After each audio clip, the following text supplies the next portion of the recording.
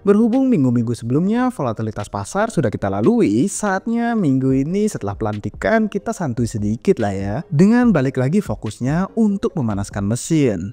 Di video kali ini kita akan membahas seputar kebijakan after pelantikan Trump kemarin, strategi dan rencana dari calon Menteri Keuangan Amerika Serikat yang baru, dan melihat update dari makroekonomi. Oke, langsung aja ke videonya. Let's go!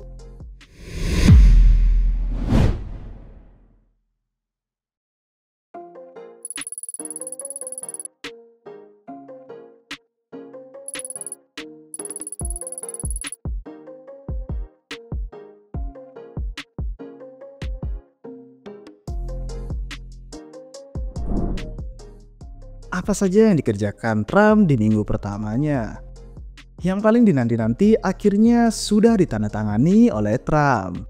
Donald Trump baru saja menandatangani perintah eksekutif untuk membentuk cadangan aset digital dan mendirikan kelompok kerja kepresidenan untuk pasar aset digital. Nah, tujuannya adalah memperkuat kepemimpinan Amerika Serikat dalam segi keuangan digital dengan mengembangkan kerangka regulasi aset digital termasuk stablecoin dan mengevaluasi pembentukan cadangan nasional strategis untuk aset digital. Nah, perintah ini juga melarang lembaga pemerintah untuk menciptakan atau mempromosikan CBDC atau mata uang digital bank sentral yang dimana sebelumnya ditentang oleh Trump.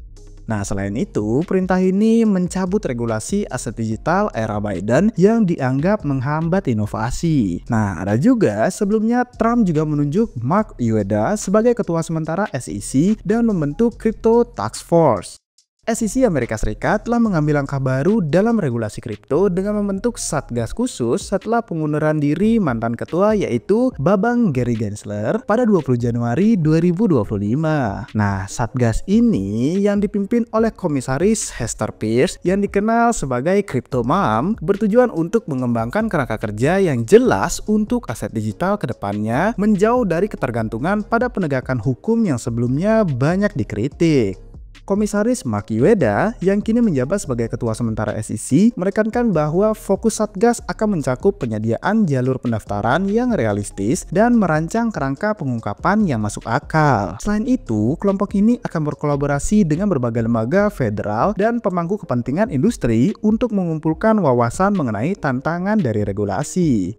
Kepergian Gary Gensler menandai akhir dari era regulasi yang ketat terhadap industri kripto, di mana SEC di bawah kepemimpinannya lebih agresif dalam menegakkan hukum terhadap pelanggaran di sektor ini. Dengan kepemimpinan yang baru, banyak pihak berharap untuk mendapatkan kejelasan regulasi yang lebih baik, yang dimana dapat meningkatkan kepercayaan investor dan memfasilitasi inovasi di bidang aset digital.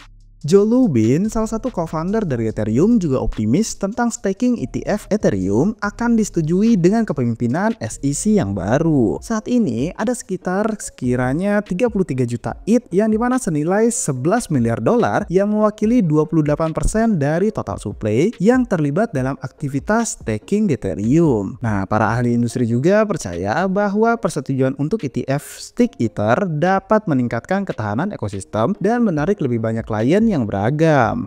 Nah, di sisi lain, Presiden Donald Trump juga telah memberikan pengampunan penuh kepada Ross Ulbricht, seorang pendiri Silk Road setelah lebih dari 1 dekade di penjara. Keputusan ini memenuhi janji kampanye Trump untuk mengurangi hukuman dari Ulbricht yang dimana dihukum seumur hidup pada tahun 2015 karena perannya dalam mengoperasikan pasar gelap online yang memfasilitasi penjualan narkoba dan barang ilegal menggunakan Bitcoin. Dan yang sempat menghebohkan juga, kemarin Department of Government Efficiency atau DOGE sudah launch websitenya. Yang mengejutkannya adalah ada logo CoinDots di websitenya kemarin, tapi sekarang kayaknya udah dihapus ya.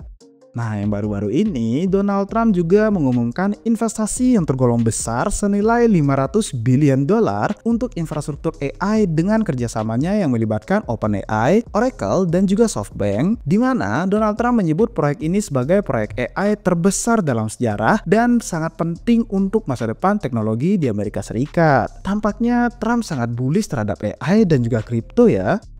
Narasi AI mungkin sangat layak dipantau. Rencana dan prediksi Scott Bessent.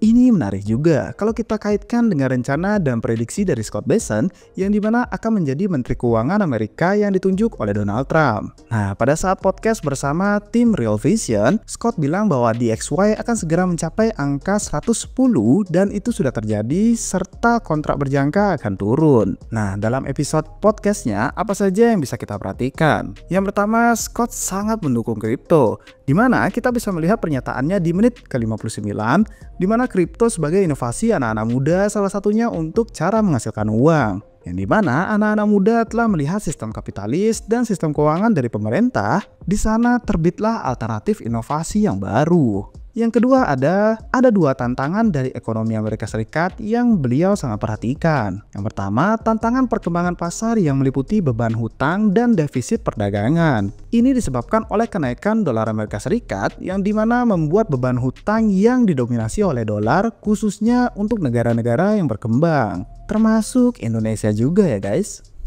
Serta ini jadi hambatan perdagangan internasional Amerika Serikat karena membuat nilai ekspor Amerika Serikat kurang kompetitif karena segi nilai yang lebih mahal.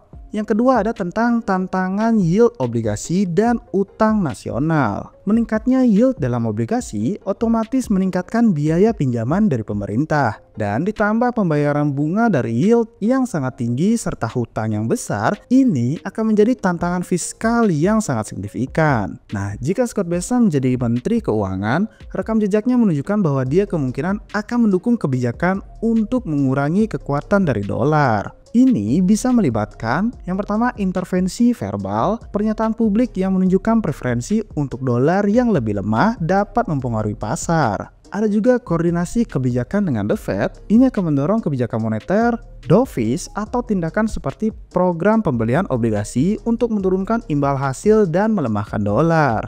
Nah, rencana untuk mengatasi masalah-masalah tadi yaitu yang pertama, manajemen mata uang. Meskipun intervensi langsung di pasar FX jarang terjadi, kebijakan yang mendorong dolar lebih lemah dapat diadopsi, seperti stimulus fiskal yang ditujukan pada infrastruktur domestik daripada perdagangan internasional. Yang kedua, manajemen utang. Menerbitkan lebih banyak utang jangka panjang untuk mengunci suku bunga yang lebih rendah atau merestrukturisasi dari utang. Yang ketiga, kolaborasi dengan The Fed, berkoordinasi dengan Federal Reserve untuk mengelola ekspektasi suku bunga. Nah, kalau menurut kalian gimana guys dari rencana tersebut? Apakah dapat menolong Amerika dan dapat membanjiri likuiditas pasar nantinya? Mari kita tunggu update-nya. Update sementara dari makroekonomi terkini. Di minggu ini terlihat cukup tenang karena tidak banyak data yang dapat dipantau terutama di Amerika. Di China, M1 Tiongkok naik, artinya likuiditas di pasar meningkat karena M1 terdiri dari uang cash yang beredar serta simpanan giro. Meskipun peningkatannya kemarin tidak terlalu besar, tapi ini cukup membuat sentimen yang positif. Jika kita melihat negara tetangga Asia kita yaitu Jepang baru saja menaikkan suku bunganya sebesar 25 basis poin ke angka 0,5%. Ini disebabkan karena data inflasi di Jepang meningkat dari angka 2,9% ke angka 3,6%. Jika kalian masih ingat di pertengahan tahun lalu atau menuju akhir, kekiosaan market tentang carry yen trade, di mana ketika awal-awal suku bunga di Jepang mulai dinaikkan dan pasar mengalami kejatuhan yang lumayan. Mungkin yang kita rasakan sekarang jauh lebih kecil impact-nya karena sudah diantisipasi oleh market sebelum-sebelumnya. Dari sisi Amerika, kalau kita melihat dari RRP Amerika sempat turun di bawah $1 billion, apakah ini ada kemungkinan The Fed akan stop hawkish? Ditambah lagi, Trump baru aja ngomong sama Jerome Powell untuk meminta nurunin suku bunga The Fed. Apakah akan terwujud? Trump juga bilang bahwa dia lebih paham tentang suku bunga dibandingkan The Fed. Jadi, yang kita tunggu selanjutnya adalah FOMC di bulan Januari ini. Di mana sekarang perkiraan dari Fed Watch Tool masih menunjukkan bahwa tidak ada pemotongan suku bunga nantinya, walaupun Trump sudah mulai bicara dengan The Fed tentang pemotongan suku bunga. Ya, meskipun tidak ada pemangkasan, at least pasar sudah mulai mengantisipasi.